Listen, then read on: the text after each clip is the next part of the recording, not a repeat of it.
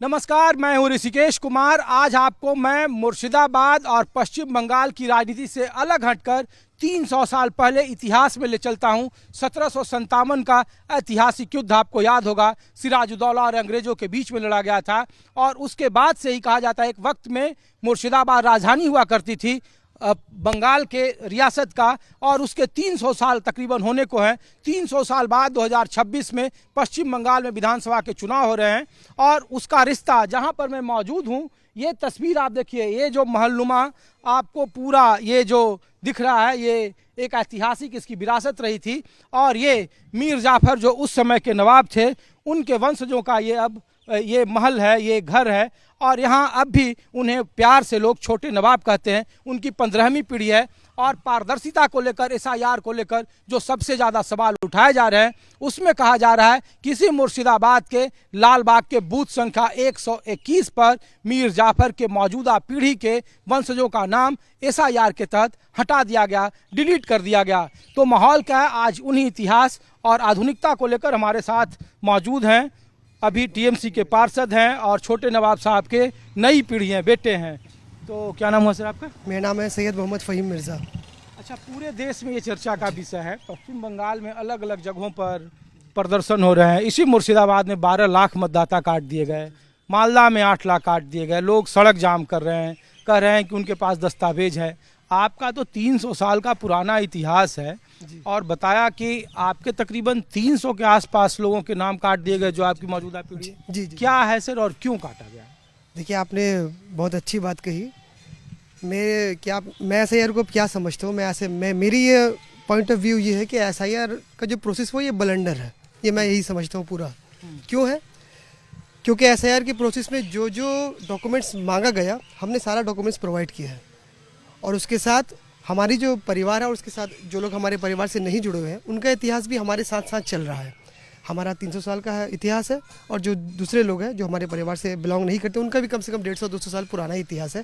तो सबके पास एक दस्तावेज है। हाँ, बिल्कुल है। नहीं, आप इसलिए इम्पोर्टेंट हैं क्योंकि मीर जाफर की मौजूदा पीढ़ी से हैं, नवाब का रिश्ता रहा था। ये अलग बात है, कहानियाँ अपने तरीके से और इतिहास अलग तरीके से, लेकिन लोग ये कह रहे हैं कि जो 300 साल की जिनकी विरासत है, इतिहास है, वो नाम गायब कर दिए गए। क्या जो जुडिशियल कमेटी थी, जो आप अपील में गए, तो क्या उन्होंने कहा क्यों आपका नाम काटा गया? देखिए, ये क्यों का सवाल तो किसी के पास भी नहीं है जवाब कि क्यों उन्होंने हमारा नाम काटा। अभी तक हमने सुना था कि इलेक्शन कमीशन ऑफ इंडिया से अपलोड करेगा, किस वजह के तहत हमारा नाम काटा गया है, लेकिन ऐसा कोई दस्तावेज, कोई डॉक्यूमेंट्स हमें दस्तयाब नहीं हुआ है, मिला नहीं अभी तक। मैं आपके माध्यम से इलेक्शन कमीशन ऑफ इंडिया से सिर्फ यही डिमांड करता हूँ कि हमारा नाम जो काटा गया, किस बेसिस पर काटा गया, ये बताया जाए। और हमारा इतिहास 300 साल पुराना है। हमारे बाप दादाओं ने शहर मुर्शिदाबाद से लेकर बंगाल बनाया। हमारे बाप दादाओं ने मौजूदा Hazarduari, new palace, Katra moss, जो भी कह ले, जो हमारे बाप दादाओं ने बनाया, हमारी एक इतिहास है। हम इस जो हमारा शहर है, इसके आदिवासी हैं, हम माने आदि बाशिंदे हैं, हम लोग बहुत पुराने सिटीजन हैं। हमें इस तरह से ट्रीट ना किया जाए। हमने जो डॉक्यूमेंट्स दिया है उसे रीवैल्यूएट किया जाए और हमें दोबारा जो सूची है, निर्वाचन सूची, जो वोटर लिस्ट है, उसमें दोबारा हमारा नाम इंक्लूड किया जाए ताकि 23 तारीख को जो वोट होने वाला है, हम लोग उसमें वोट डाल सकें। नहीं, आपके केस को लेकर यहाँ की जिलाधिकारी से बात की, उन्होंने कहा कि अभी तक कोई लिखित आप लोगों ने शिकायत नहीं दी है और सिर्फ एक केवल आपका मसला नहीं है, बल्कि मुर्शिदाबाद में 12 लाख ऐसे हैं। ये अलग बात है कि उनके पास एक अपना ऐतिहासिक वो वंशज नहीं है और आपके पास नवाबी ख़ानदानी जुड़ा हुआ है। तो ये है कि आखिर कोई तो वजह रही होगी ना कि आपका टेक्निकली नाम टाइटल में गड़बड़ी होगा या कोई डॉक्यूमेंट नहीं होगा।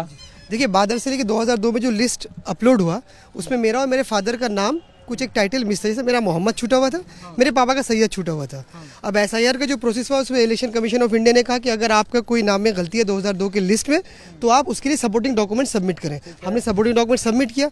मेरा सवाल ये कि क्या उन सपोर्टिंग डॉक्यूमेंट्स को वेरीफाई नहीं किया गया, और अगर नहीं किया गया तो वो डॉक्यूमेंट्स लिया क्यों गया? पहले ही बोलते थे आपको हियरिंग में नहीं आना है, हमें आपका नाम काटना है, हमारा नाम डिलीट कर देते। अरे किस वजह से काटा गया कोई बताने वाला नहीं है। और मुझे पता नहीं आप किस अधिकारी की बात कर रहे हैं और वो कौन अधिकारी?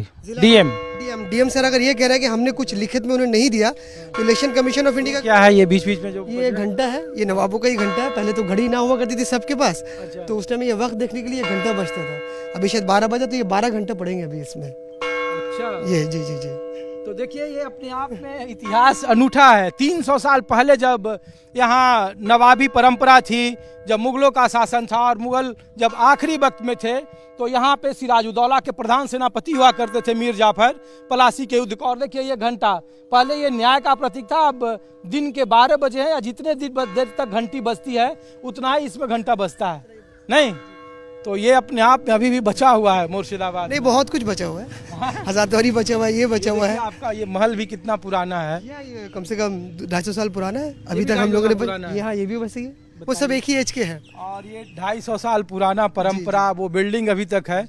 लेकिन आप लोग अब मुर्शिदाबाद के वोटर हैं या हिंदुस्तान के नहीं हैं, ये अब सवाल उठ एक बात मैं यहाँ और ऐड करना चाहूँगा, और बहुत जोरों के साथ ऐड करना चाहूँगा कि जब 1947 में हमारा मुल्क पार्टीशन हुआ, जब हमारे मुल्क को डिवाइड किया गया, तो जो मुस्लिम डोमिनेटेड इलाका था, बात ये हुई कि वो पाकिस्तान में जाएगी। तब का ईस्ट पाकिस्तान, जो आज का मौजूदा बांग्लादेश है, जो उसमें उस टाइम के जो सिटिंग नवाब थे सर सैयद वासिफ अली मिर्ज़ा, हमारे ग्रैंडफादर थे, उनको ये प्रस्ताव दिया है कि आप मुर्शिदाबाद को ईस्ट पाकिस्तान में इंक्लूड कर दीजिए और आप पाकिस्तान चलाइए। हम आपको यहाँ पर बहुत एक नोबेल का और आपको बहुत सारा कुछ देंगे। जो डिग्निटी यहाँ थी, हमको आपकी वहीं पर वो डिग्निटी मिलेगी। लेकिन हमारे ग्रैंडफादर ने कहा, उन्हें यह जवाब दिया कि मेरे बाप दादा जिस मिट्टी में दफन है, मेरे बाप दादा जिस मिट्टी में सोए हुए हैं, मुझे और मेरे आने वाली पीढ़ी को उसी मिट्टी में जाना है। इसलिए मुझे पाकिस्तान के साथ नहीं जाना, मुझे इंडिया में रहना है। और ये जो शहर मेरा मुर्शिदाबाद है, 3 दिन तक ईस्ट पाकिस्तान में रहा, और 3 दिन के बाद सर सैयद वासिफ अली मिर्ज़ा के इनिशिएटिव पर ये दोबारा इसको हिंदुस्तान में वापस लिया गया। तो मैं इलेक्शन कमीशन ऑफ इंडिया को तो ये कहूँगा कि हमारे ख़ानदान के जिस नवाब ने हिंदुस्तान के लिए इतना बड़ा काम किया, आज उन्हीं के जो जनरेशन है उनके साथ इलेक्शन कमीशन ऑफ इंडिया एक स्टेप ट्रीटमेंट कर रहा है। क्यों, मुझे नहीं पता। और डीएम सर ने अगर आपको कहा है कि कोई चिट्ठी उनको देनी है, तो मुझे नहीं पता कि एसआईआर में लिखित शिकायत उन्होंने कहा कि फिर ट्रिब्यून में वो मामला जाएगा। हमने ट्रिब्यून में अप्लाई किया ऑलरेडी, और अगर डीएम सर ने आपके माध्यम से कहा तो हम लोग जरूर डीएम सर को एक हम लोग लेटर सबमिट करेंगे, जरूर। चलिए, शुक्रिया। तो नवाब साहब भी पीछे दिख रहे हैं आपको, छोटे नवाब हैं और अभी मौजूदा पीढ़ी है, इनकी भी उम्र लगता है कि 85 या 90 साल, 82 है। तो मैं कोशिश करता हूँ कि देखिए ये जो इमारत है, ये जो राजमहल देख रहे हैं आप, ये जो पूरा पीछे का तस्वीर आप देख रहे हैं, इसका एक अपना इतिहास है। मीर जाफ़र जो प्रधान सेनापति थे सिराजुद्दौला के, उनकी मौजूदा 15वीं पीढ़ी, और जिनके तकरीबन 300 या 390 वोटर, ये लाल बाग है, बूथ संख्या 121 है, और जहाँ पर मैं मौजूद हूँ, तो मैं कोशिश करता हूँ कि छोटे नवाब साहब से भी आपकी बात कराऊँ आपको।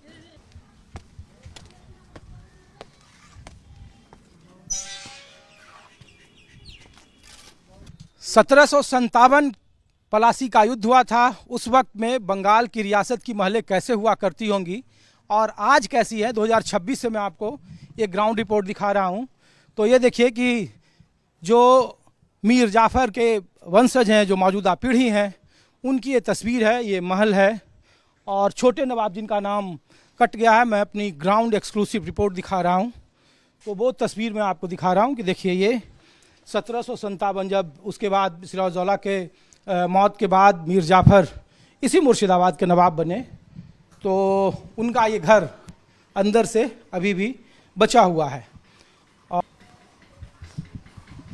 अब मैं आपको मीर जाफ़र जो मुर्शिदाबाद के आखिरी नवाब कह सकते हैं, बने थे सिराजुद्दौला की मौत के बाद, प्रधान सेनापति थे, उनके महल के अंदर में मैं लाया हूँ। मौजूदा पीढ़ी 15वीं पीढ़ी यहाँ है।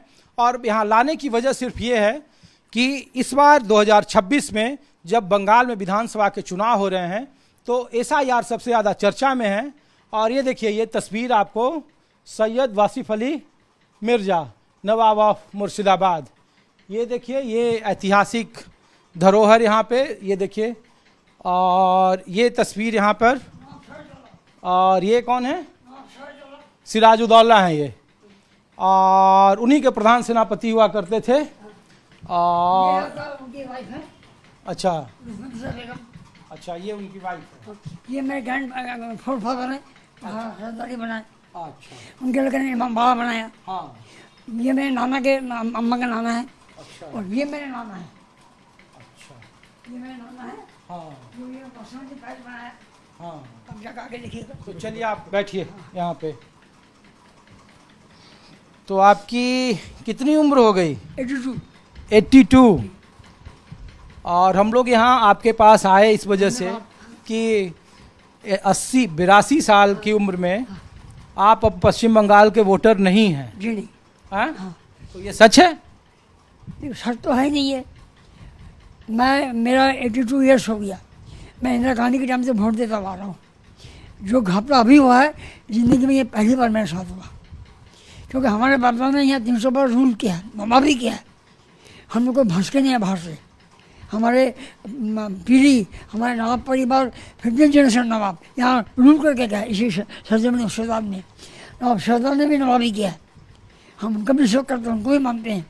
तो आज बड़े अफसोस की बात है कि मेरे ग्रैंडफादर ने 3 दिन पाकिस्तान का मुसलमान, उनके विचार से और 18 अगस्त को मुसलमान कन्वर्ट हुआ इंडिया में। तो मेरे बाप दादा ने हमेशा आबदान किया है, हमारे बाप दादा हमेशा दिया है। तो जिनके बाप दादाओं ने 300 साल पहले इस पूरे मुर्शिदाबाद में हुकूमत की, इस पूरे बंगाल को बनाया, सजाया, संवारा, उनकी मौजूदा पीढ़ी अब पश्चिम बंगाल में मुर्शिदाबाद के वोटर नहीं हैं। तो नवाब साहब, आप वोटर आप तो नहीं है ना? जी नहीं। तो आपने ट्रिब्यून में गए आप लोग की? मैं बहुत बीमार था, जो ऐसा का रूल जब हुआ कॉलेज में हुआ तो मेरे बेटे ने कहा कि अब आप जाइएगा। मैंने कहा हाँ बेटा हम जाएंगे। जो हमको इलेक्शन कमीशन ने कॉल किया है, वो माँ बाप आदमी है, इज्जतदार आदमी है, मैं जरूर जाऊँगा। अब आपको बुखार है, हम लेकर चलो हमको। तो मेरे बेटे ने हमको टुकटुक में के लेके गए। हम जाकर लाइन में खड़े थे, वो इस वाला सब खड़े थे। उन्होंने जब देखा मैं गया तो सब बोले नवाब साहब आप यहाँ आइए, आप ऑफिस में बैठिए। मैं ऑफिस में बैठ गया। जो नियम कानून इलेक्शन कमीशन का था मैंने उसको अपनाया। मैं पब्लिक के लाइन में खड़ा हुआ, उन्होंने हमको इज्जत दी, देखा ऑफिस में बैठाया, मेरी तस्वीर हुई, मेरा फॉर्म फिलअप किया, मैंने सिग्नेचर किया, करने के बाद मैं घर चला आया। नहीं, लेकिन क्यों काटा? क्या आपका टाइटल में कोई गड़बड़ी था, स्पेलिंग मिस्टेक था? कुछ नहीं था, मैं तो 2 में वोट दिया है। हाँ, कोविड हम लोग का टाइम में आज 82 साल वोट हो गया। हाँ, मैं कांग्रेस पार्टी से वोट देकर आ रहा हूँ। हाँ, नवाब साहब कहीं ऐसा तो नहीं है ना कि आप तृणमूल, आपके बेटे तृणमूल कांग्रेस के नेता हैं, तो तृणमूल कांग्रेस के वोटरों को काटा जा रहा है, इस वजह से आपका नाम उड़ा दिया? देखिए बात तो ये मशहूर है कि बीजेपी जो कर रही है मन तो हराने के लिए कर रही है। हाँ, मुसलमान का वोट बांट दे रही है। बंगालियों का, हिंदू का वोट बांट नहीं है, लेकिन हमारे मुसलमान का, हमारे खानदान में 340 आदमी का वोट बातिल है हमको लेके। 340? हाँ, जो नवाब परिवार से एकदम निरस्त खानदानी आदमी लोग हैं। तो सब लोग आसपास ही रहते हैं? हाँ, आसपास ही रहते हैं। हमारे माँ बहन का, हमारे बच्चों का वोट उन्होंने बातिल कर दिया। तो हमारे साथ या हमारे परिवार के साथ ये सब क्यों हो रहा है? जबकि मेरे पुरखों ने, ये बसोरी मजा मेरे ग्रैंडफादर थे, 3 दिन पाकिस्तान था, इन्होंने खुलना को दे दिया, देने का मुशाद को और 18 अगस्त को मेरे नाना ने इसको आज़ादी दिलाई। हाँ, मुशाद को कन्वर्ट किया इंडिया में। तो मेरे बाबा सब कुछ करके गए, आज हम लोग को वोट के नाम से बातिल किया जा रहा है। भाई जब मैं आज इंडिया सिटीजन नहीं रहेंगे। हाँ, मेरे बाबा का आप जाइएगा देखिए 1100 कबर है हमारा जाफरगंज सेमेंट्री में, मीर जफर के महल के सामने। मैं भी जब मरूंगा तो मेरी भी मिट्टी वहाँ होगी। जब मैं इंडियन सिटीजन नहीं रहूँगा तो वहाँ मिट्टी होना तो मेरे लिए मुश्किल है। नहीं, तो ये सिटीजन तो आप हैं ही, वोटर नहीं है। वोटर हो सकता है 23 अप्रैल को जब वोटिंग होगी उसके बाद आपका नाम जुड़ जाए। हाँ हाँ हाँ, ये भी हो सकता है। हाँ, लेकिन क्यों नहीं होगा? जो हम लोग दे के आना है तो अभी बातें क्यों किया जाएगा?